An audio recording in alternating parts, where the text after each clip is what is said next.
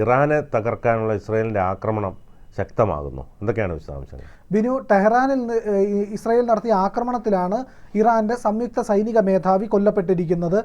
Mohammad Bagheri എന്ന് പറയുന്ന ഇറാൻ്റെ സംയുക്ത സൈനിക മേധാവിയും അവരുടെ ഇറാൻ റവല്യൂഷണറി ഗാർഡിൻ്റെ കോർ മേധാവി ഹൊസൈൻ സലാമിയുമാണ് കൊല്ലപ്പെട്ടത് എന്നാണ് റിപ്പോർട്ട് വരുന്നത്. ഇറാനെതിരെ ഇസ്രായേൽ പ്രഖ്യാപിച്ചിട്ടുള്ള ഓപ്പറേഷൻ റൈസിംഗ് ലൈൻ എന്ന് പറയുന്ന ആക്രമണത്തിലാണ് ഈ പറയുന്ന ഇരുവരും കൊല്ലപ്പെട്ടത് എന്നുള്ളതാണ് പുറത്തു വരുന്ന വാർത്തകൾ.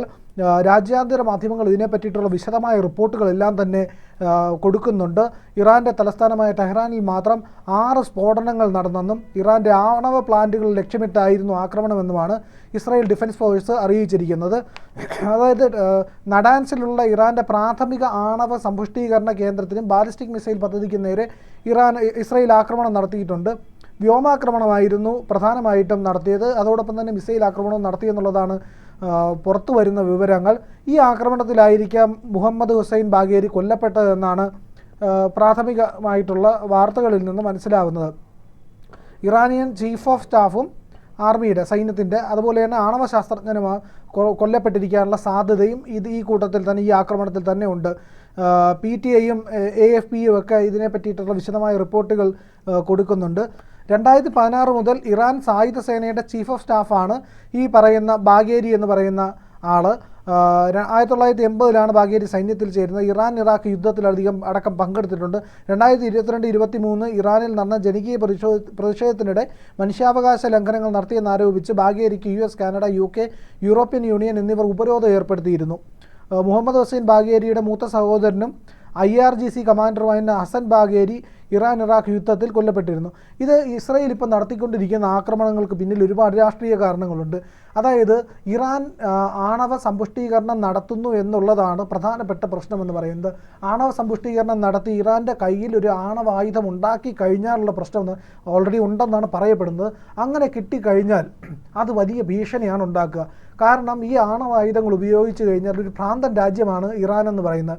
ഇവർ ആരുടെ കയ്യിലും ഈ ആയുധങ്ങൾ കൊടുക്കാനുള്ള സാധ്യതയുണ്ട്. ഉദാഹരണത്തിന് ഏതെങ്കിലും ഭീകര സംഘടനകളുടെയൊക്കെ കയ്യിലൊക്കെ ഹിസ്ബുള്ള പോലുള്ളവരുടെയൊക്കെ കയ്യിൽ കിട്ടിക്കഴിഞ്ഞാൽ അതെടുത്ത് നേരെ പ്രയോഗിക്കുക ഇസ്രായേലിൻ്റെ മണ്ടയ്ക്കായിരിക്കും. അതിൽ യാതൊരു സംശയമില്ല. അങ്ങനെ ഇസ്രായേലിന് എല്ലാ കാലത്തും ഭീഷണിയാണ് ഇറാൻ്റെ കയ്യിൽ ആണവായുധം എത്തുന്നത്. കാരണം ഇസ്രായേലിലെ ആണവായുധം ഇട്ട് കഴിഞ്ഞാൽ ഇസ്രായേൽ തിരിച്ചടി, പിന്നെ ഇറാൻ ഉണ്ടാവില്ല. ഇറാൻ്റെ മുച്ചൂട് മുടിച്ചു കളയും. പക്ഷേ അങ്ങനെയാണെങ്കിൽ കൂടി ഇസ്രായേൽ എന്ന് പറയുന്ന രാജ്യത്തിന് പിന്നെ എഴിക്കാൻ കഴിയാത്ത അവസ്ഥയിലേക്ക് അത് തകർന്നു പോകും. അതാണ് അതിലെ ഏറ്റവും വലിയ പ്രശ്നമായിട്ടുള്ളത്. അതുകൊണ്ട് തന്നെ ഇറാൻ എന്ന് പറയുന്ന രാജ്യത്തിൻ്റെ കയ്യിൽ ഈ പറയുന്ന ആണവായുധങ്ങൾ ലഭിക്കുന്നത് ഒട്ടും ശുഭകരമാവില്ല. കാരണം ഇറാനും അമേരിക്കയും തമ്മിൽ തന്നെ ഇപ്പോൾ ഒരു ആണവ കരാറിനുള്ള ആണവ നിർമ്മാർജ്ജനം അതിനെ സംബന്ധിച്ചൊക്കെയുള്ള ചർച്ചകൾ നടക്കുകയാണ്. ഈ ചർച്ച ഇന്നും ഞായറാഴ്ചയും ഒക്കെ ആയിട്ട് പുരോഗമിക്കും. പക്ഷേ അതിലെല്ലാം തന്നെ ഒരു ശുഭസൂചന എവിടെയും ലഭിക്കുന്നില്ല എന്നുള്ളതാണ് പുറത്തു വരുന്ന വാർത്തകൾ. അമേരിക്ക പറയുന്നത് അനുസരിക്കാനുള്ള യാതൊരു സാധ്യതയും ഇറാനിൽ ഇല്ല. ഇറാൻ അങ്ങനെ ചെയ്യാനുള്ള സാധ്യതയും കുറവാണ്. അങ്ങനെയാണെങ്കിൽ ഇത് വലിയ പ്രശ്നങ്ങൾക്ക് വഴിവെക്കും. കാരണം ഇറാൻ സ്വന്തം നിലയ്ക്ക് ആണവ സമ്പുഷ്ടീകരണമൊക്കെ നടത്തി ആണവായുധമൊക്കെ ഉണ്ടാക്കി ഊർജ്ജ ആവശ്യങ്ങൾക്ക് മാത്രം ഉപയോഗിക്കാവൂ എന്നുള്ള US നിലപാടൊക്കെ ഉണ്ട്. ആ നിലപാടൊക്കെ ഇവർ അനുസരിക്കാനുള്ള സാധ്യത വളരെ കുറവാണ്. അങ്ങനെയാണെങ്കിൽ ഈ പറയുന്ന പ്രശ്നം ഗുരുതരമാകും. ടെഹ്റാനിൽ ഈ നടത്തിയിരിക്കുന്ന ആക്രമണങ്ങൾ ആണവ പ്ലാന്റുകളെ ലക്ഷ്യമിട്ടുള്ളതാണെന്നാണ് ഏറ്റവും പുറത്തു വരുന്ന റിപ്പോർട്ട്. പക്ഷേ ഈ ആണവ പ്ലാന്റുകളെ ലക്ഷ്യമിട്ട് ഇസ്രായേൽ നടത്തിയ ആക്രമണത്തിന് തിരിച്ചടി നൽകാനായിട്ട് ഇറാൻ തീരുമാനിച്ചതായിട്ടും വാർത്തകൾ വരുന്നുണ്ട്.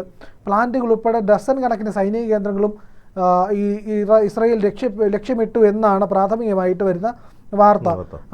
ഔദ്യോഗികമായിട്ട് ബെഞ്ചമിൻ നെതന്യാഹു ഈ കാര്യങ്ങൾ ആക്രമണത്തെ സ്ഥിരീകരിച്ചിട്ടുമുണ്ട്. കാലങ്ങളായി ഇസ്രായേലിനെ തകർക്കണമെന്ന ഉദ്ദേശവുമായി ഇറാനിയൻ ഭരണകൂടം മുന്നോട്ട് പോവുകയായിരുന്നു. ഇറാൻ ആണവായുധങ്ങൾ കൂടുതലായി നിർമ്മിക്കുന്നുവെന്ന് ഞങ്ങളുടെ ഇൻ്റലിജൻസ് വിഭാഗം കഴിഞ്ഞ മാസം കണ്ടെത്തിയിരുന്നു. ഇതിൻ്റെ ഭാഗമായി നിരവധി ആണവ പ്ലാന്റുകളും അവർ നിർമ്മിച്ചു. ഇന്ന് പുലർച്ചെയോടെ IDF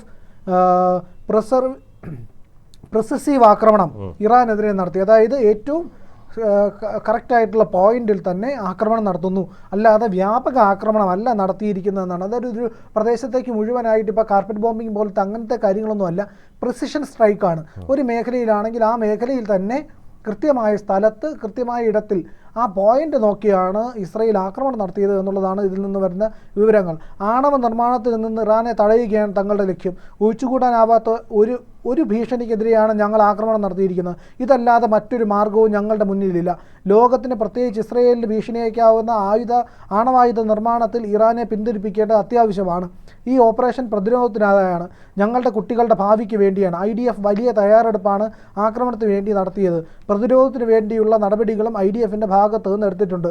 IDF വക്താവ് സാമൂഹ്യ മാധ്യമത്തിൽ കുറിച്ച കാര്യങ്ങളാണ് ഇതെല്ലാം. അപ്പോൾ എന്തായാലും വ്യക്തമായിട്ടുള്ള ഒരു മറുപടി, മേഖലയിൽ വലിയ സംഘർഷം ഉണ്ടാകും എന്നുള്ളതിൻ്റെ എല്ലാ ലക്ഷണങ്ങളുമുണ്ട്. അതുകൊണ്ട് തന്നെയാണ് ട്രംപ് കഴിഞ്ഞ ദിവസം ഈ പറയുന്ന പടിഞ്ഞാറൻ ഏഷ്യയിലുള്ളവർക്ക് തിരികെ മടങ്ങാനായിട്ടുള്ള നിർദ്ദേശം നൽകിയത് എന്നുള്ളതും പ്രധാനപ്പെട്ട കാര്യമാണ്. ഇറാനിലെ സർക്കാരിനെതിരെ ബെഞ്ചമിൻ നെതന്യാഹു തുറന്നടിച്ചിട്ടുണ്ട്. ഞങ്ങൾക്ക് ഇവിടെ ജീവിച്ചേ പറ്റുള്ളൂ, ഞങ്ങളുടെ കുട്ടികൾക്ക് ഇവിടെ ജീവിച്ചേ കഴിയുള്ളൂ, ഞങ്ങളുടെ രാജ്യത്തിൻ്റെ സുരക്ഷ ഞങ്ങൾക്ക് നോക്കിയേ പറ്റുള്ളൂ, അത് കണക്കിലെടുക്കാതെ മുന്നോട്ട് പോകാനാവില്ല എന്ന് ബെഞ്ചമിൻ നെതന്യാഹു ഏറ്റവും സുവ്യക്തമായി തന്നെ ഇസ്രായേലിനോട് അല്ലെങ്കിൽ ഇറാനോട് പറഞ്ഞിട്ടുണ്ട് എന്നുള്ളതാണ്. കാരണം ഇറാൻ ഇവിടെ എടുക്കുന്ന ചില നിലപാടുകളുണ്ട്. എന്ത് വില കൊടുത്തും അവർക്ക് ആണവായുധം സ്വന്തമാക്കണം. ആണവായുധം സ്വന്തമാക്കിയാൽ മാത്രമേ, കാരണം ഒരു നശീകരണത്തിനാണല്ലോ.